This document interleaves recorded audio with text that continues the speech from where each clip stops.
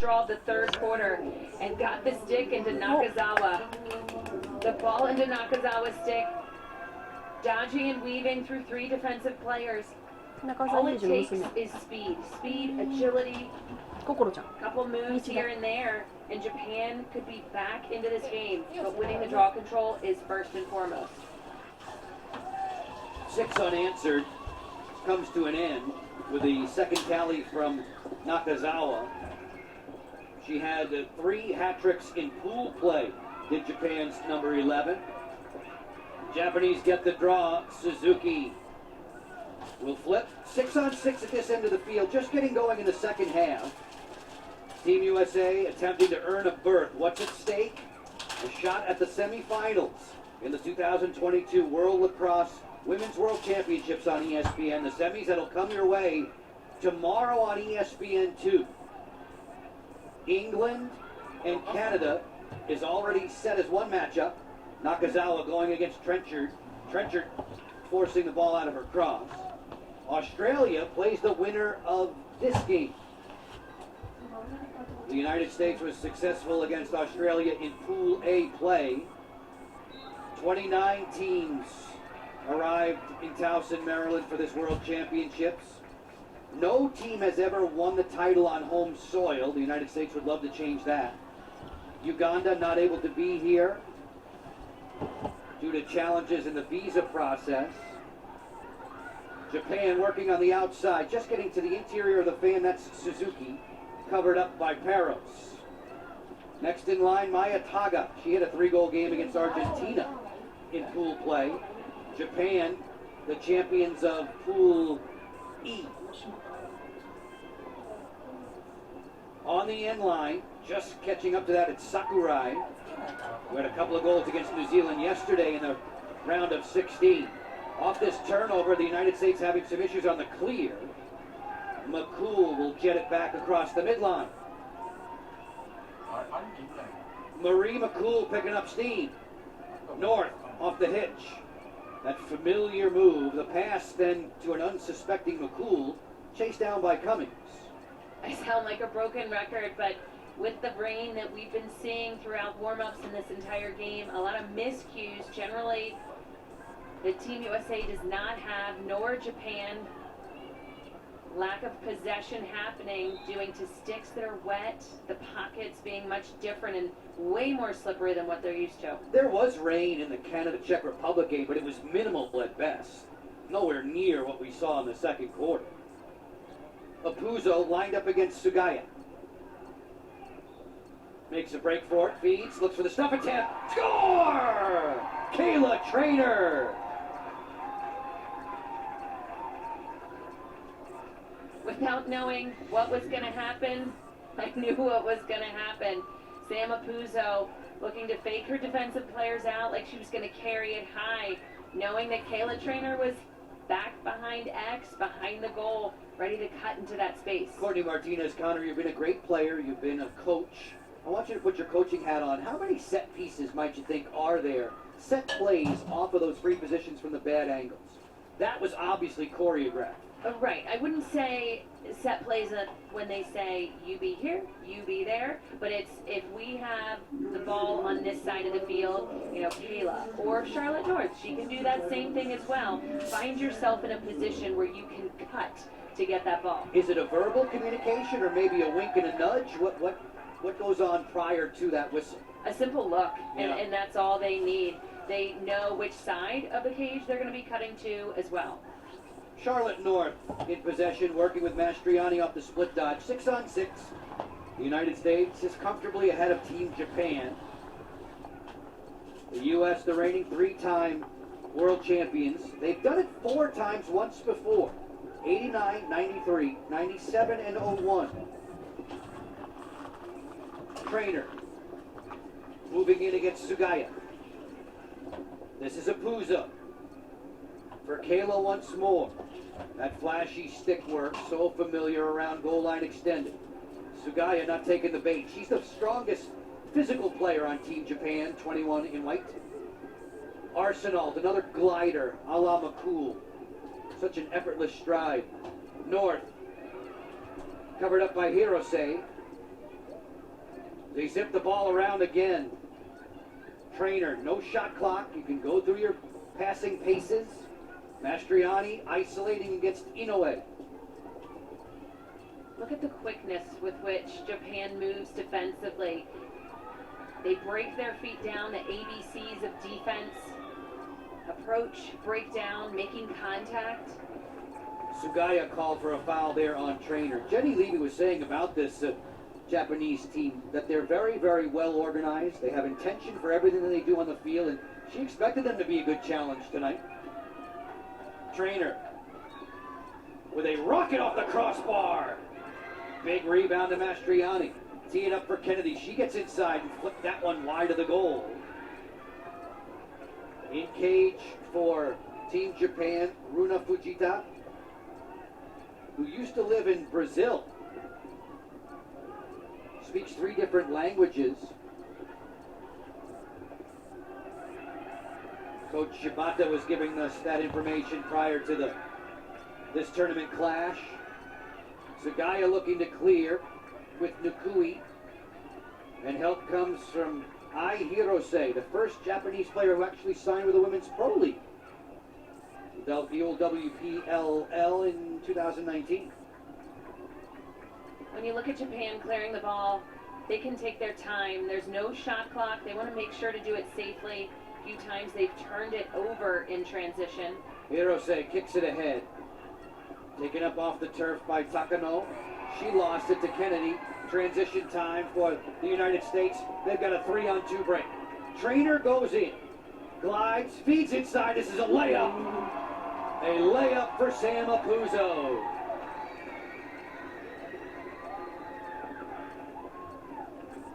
No sooner than I had mentioned taking care of the ball.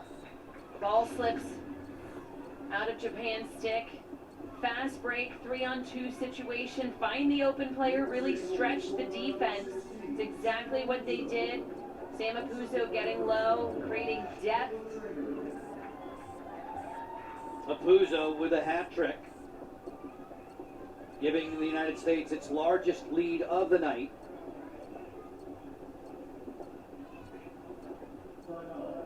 The Japanese asking for time. You get 2 timeouts court per 60-minute game. Those timeouts do not carry over should the game require sudden victory overtime. We have seen from time to time with temperatures soaring into the 90s and the humidity here in the Mid-Atlantic so tough to deal with. We've seen water breaks. We've not had those tonight. Those are a 90-second duration, except for what's coming down out of the sky. Right, that kind of water.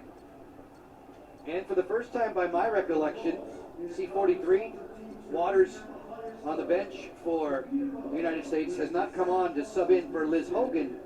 Hogan has gone the distance in goal for the United States. What a great story she is. Number 2 in the gray. Cut from Team USA in the very, very last phases of tryouts in 2013 and 2017, but she stuck with it, and now the crease is hers 5 years later. You know, oftentimes it's just a mix of the players, how they work with one another, or the coaching staff. You know, they're looking for different things each and every time around. New coaching staff this year.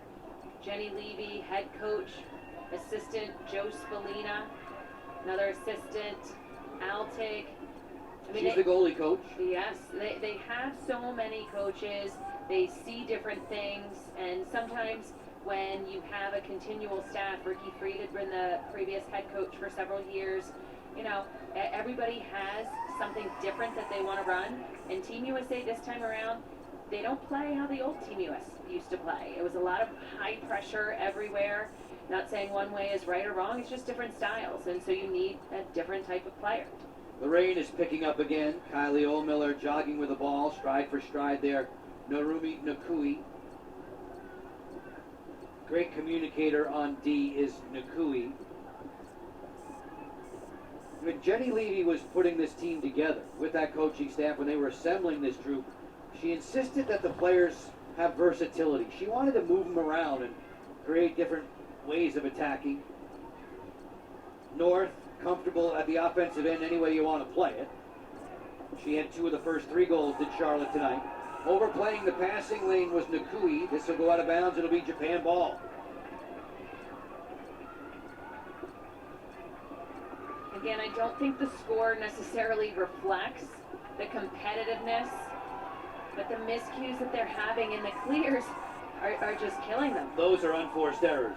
That's self-inflicted wounds that you cannot have against a team as powerful as the #1 seed Team USA. You keep giving them possession, you are playing with fire. 11-3 for the United States. Trainer and Apuzzo on the board after Nakazawa started the second half scoring. Nearing the top of the hour, Joe and Courtney with you, 5:50 to go in the third quarter.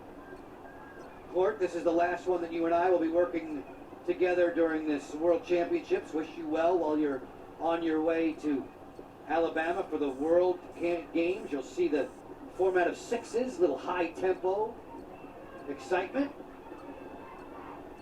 Incredibly quick style of game, one that hope to see in the 2028 Olympics. That's the goal. Snapshot score on the move, the put away for Taylor Cummings. Taylor get her second of the night. Team USA taking their time, taking advantage of some quick doubles that Japan is sending.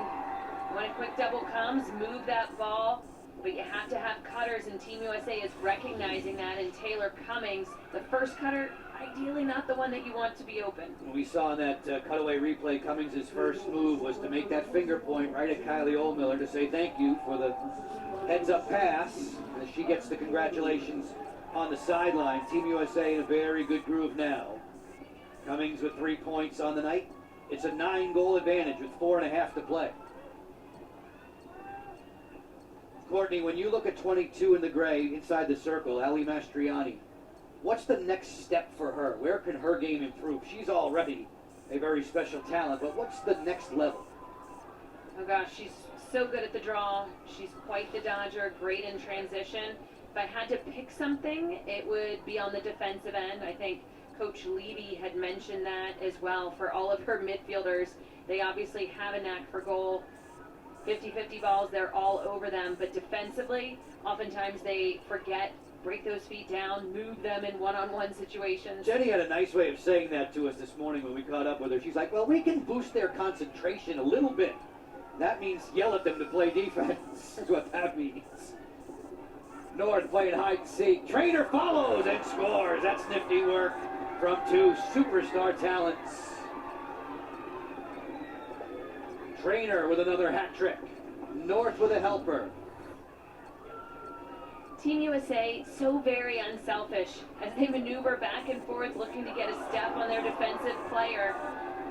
You have cutters coming and that little pop into open space, quick change of direction. They know when and where one another's going to be. They always want options to the left and right side of the goal cage. I hear you and Rachel DeCecco often talking about the two-person games, the mini games in the 6-on-6.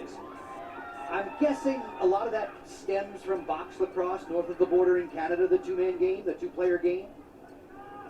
Yes. I mean, it's been here for quite some time, right? But it definitely stemmed from the indoor game. A lot of these teams elect to do the two-man game. They play small-sided stuff in practice a lot. You know, a lot of the collegiate teams, same thing. They'll even do box during their fall season. You know, just getting comfortable with their stick, getting used to working with one other person, or even the three-man game, which involves another player, the flip passes, just being creative, but most definitely I think all that fun stuff comes from the Canadian side. The rain has subsided. Maika Tomura looking to clear with Miku Sugaya in the midfield for Japan as the challenge comes from Trainer on the ride and redefend. Back to the lefty keeper, Runa Fujita, who had 4 saves against New Zealand yesterday. She played 3 quarters. Backed up now by Iwata, who's playing in her 3rd World Championships. Hirose on the clear. Fujita to the midline. Takano connecting the dots with Sugaya. One more for Hirose, and it's now 6-on-6 for Kokoro Nakazawa. Just finished her 2nd year at Louisville, where she plays under the direction of Scott Teeter, who is the head coach of the national team of Canada. Canada and England in one semifinal tomorrow. The United States closing in on the other semifinal berth and a potential date with Australia. Jones on the flip for Taga. Block takes her. Taga rolls back, lets it go. Nice step out save by Liz Hogan. Another one of those low angle shots for Japan.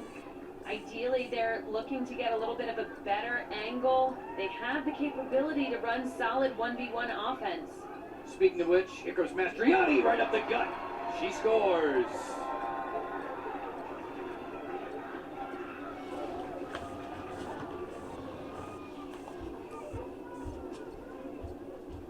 Team USA once again showing their speed in the middle of the field. This was a fast break all the way from a save at the opposite end.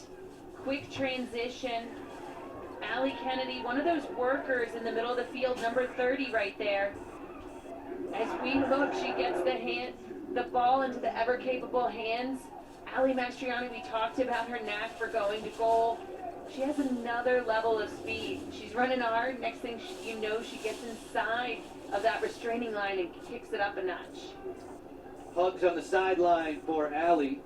Jenny Levy, the head coach, is saying, you know, she really shined late in the selection process for this Team USA squad. As many as, 70-plus players were competing in 10 different training camps. They narrowed it down. The roster for the World Championships, just 18. And Jenny would love to see that number climb, and we hope it will in the future. Team USA, they're so deep. They have so many players to choose from. And while I do understand and I get potential 8 games in 11 days is so very difficult, just the fact of other countries having 23 players, I think that's probably the most difficult part, and it would just continue to set Team USA apart. Horn sounds. We're 3/4 of the way through regulation. On a dominating night for Kayla Trainer, North, on and on. The gals in gray, all over Japan.